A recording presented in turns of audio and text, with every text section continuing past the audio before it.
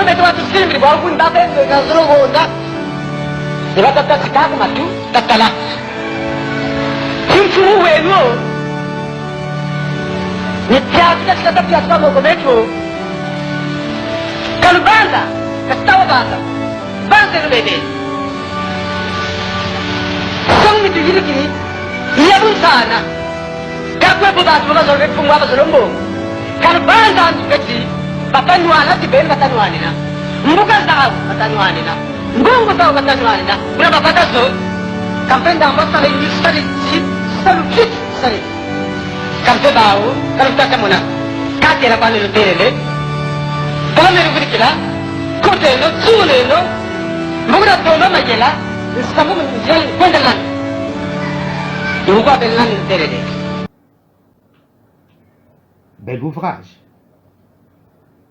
Et il va jusqu'à mettre fin au multipartisme qui était instauré et pour revenir au parti unique. Mais cela n'a pas été sans conséquence. Voici le résultat. La décision du président d'imposer en août 1963 un système de parti unique met le feu aux poudres. En 3 jours, le régime est renversé. la grève générale décrétée le 13 août entraîne l'emprisonnement de plusieurs leaders syndicaux. Le mouvement tourne alors à l'émeute et les grévistes tentent de libérer leur chef. Quand le 15 août, les manifestants encerclent le palais présidentiel, l'abbé Fulbert Youlou est contraint de démissionner. Le soir même est constitué un gouvernement provisoire dont la présidence est confiée à Massamba Deba, un jeune instituteur. La révolution est victorieuse. Le chef du gouvernement, Massamba Deba, n'arrive pas à affirmer son pouvoir. Eh oui, l'abbé se retrouve en exil en 1963 à Léopoldville, de l'autre côté de la rive. Eh bien, c'est la presse française qui l'interroge. Et il réalise que c'est Massamba Deba finalement et les autres qui ont été les auteurs de sa chute. Un Larry peut en chasser un autre. La traîtrise au centre du débat. Fulbert Youlou, vous allez entendre l'interview que notre camarade Bergès a fait de lui quelques jours après sa fuite.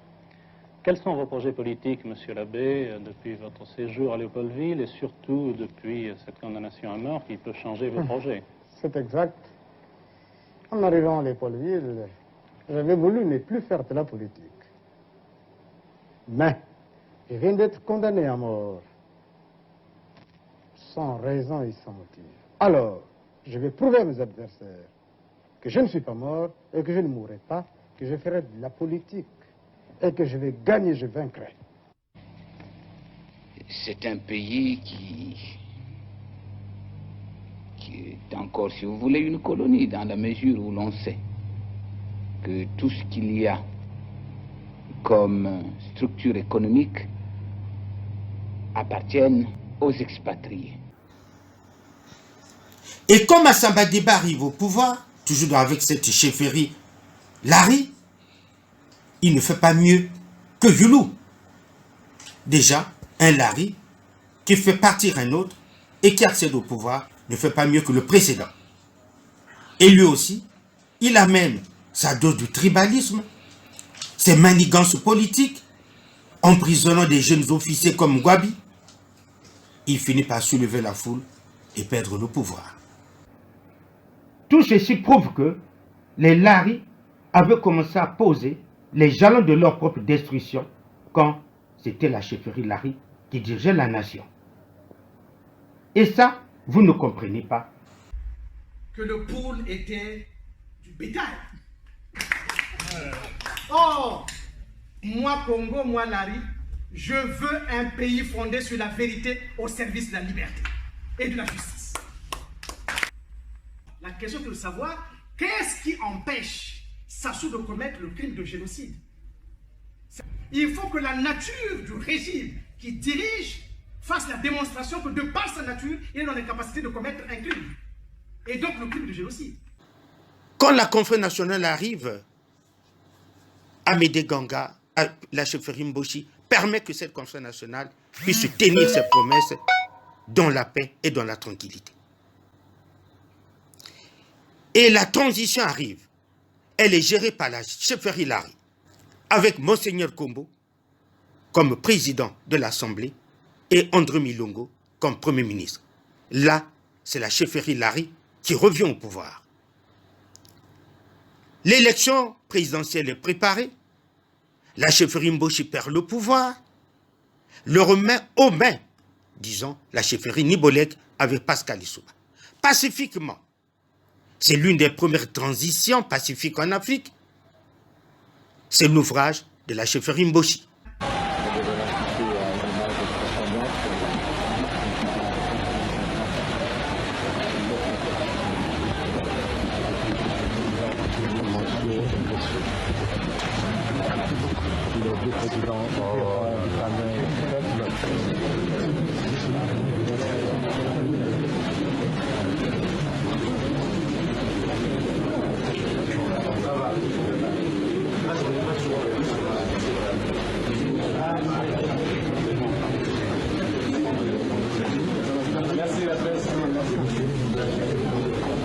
Un jour comme celui-ci mérite d'être fêté. Nous nous sommes félicités d'abord de ce résultat, parce que notre peuple, notre pays, c'est un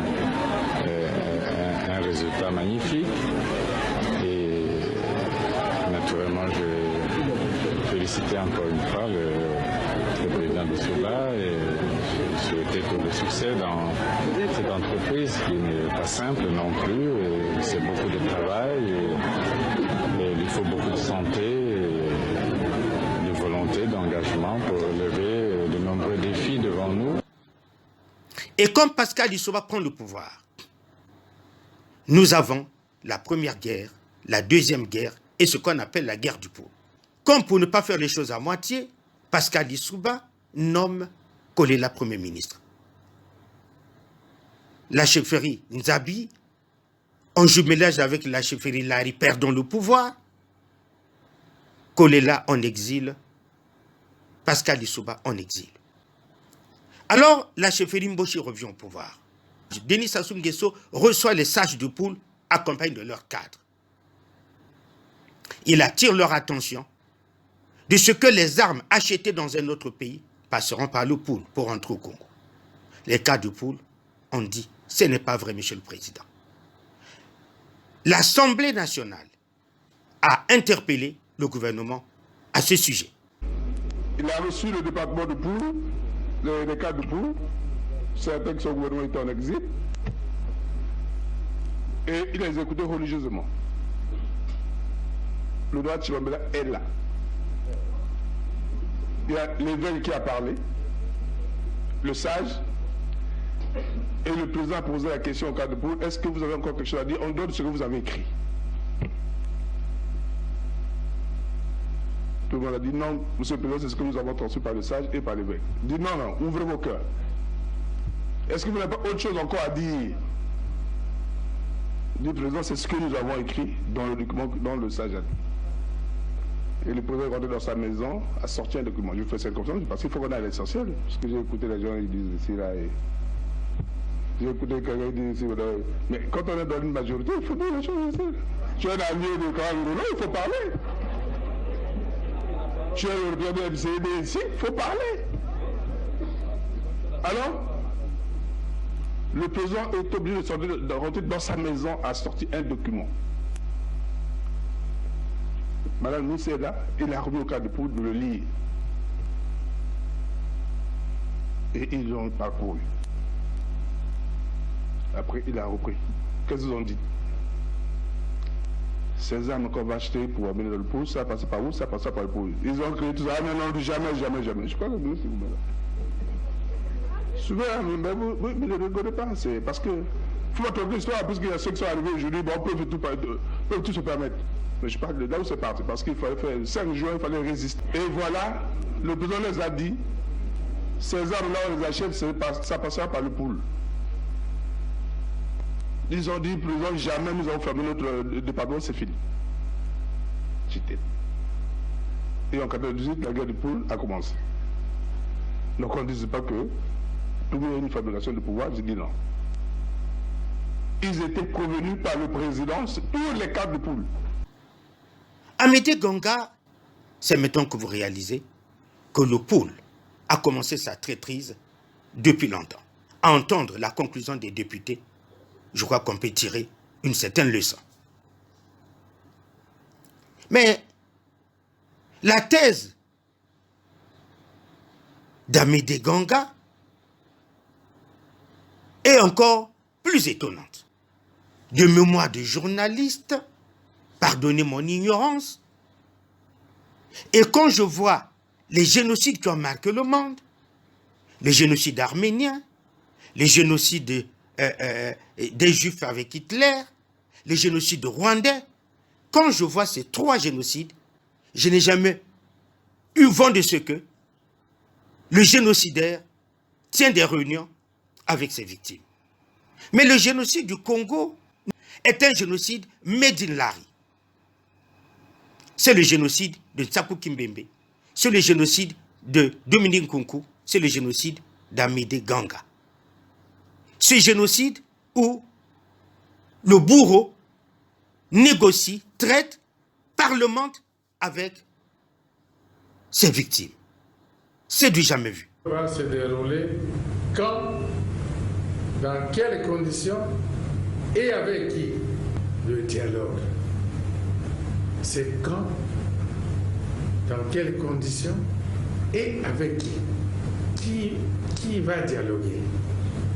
Et je soumets cette question à votre sagesse.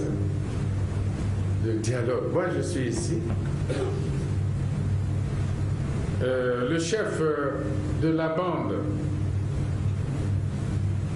qui détruit les chemins de fer, les ponts, il travaillait dans cette maison. Ses bureaux n'étaient pas loin d'ici. Toumi.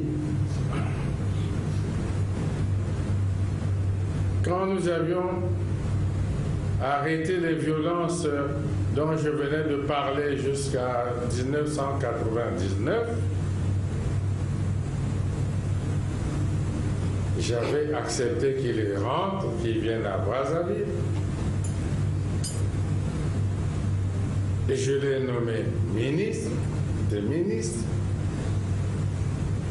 Il a eu ses fonctions, ses bureaux, ses collaborateurs, même un directeur de cabinet,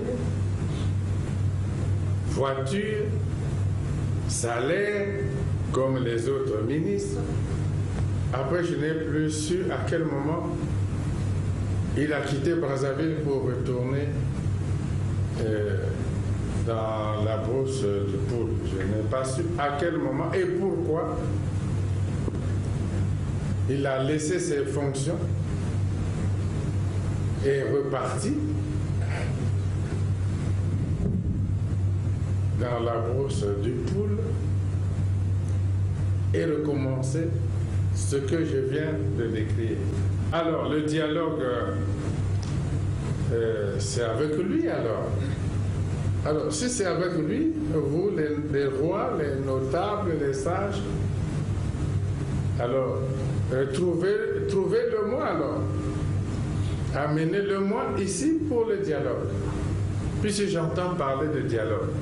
Dialogue avec qui, quand et comment? Amédée Gonga, le débat que vous voulez organiser avec moi à Télé Congo, je vous dis, est une entreprise chronophagique.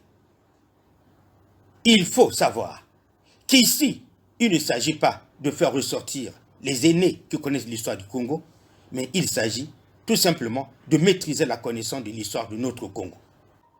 Donc, ce n'est pas une question de primogéniture, c'est une question de primoculture.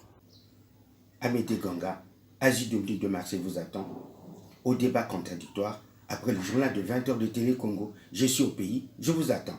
Merci.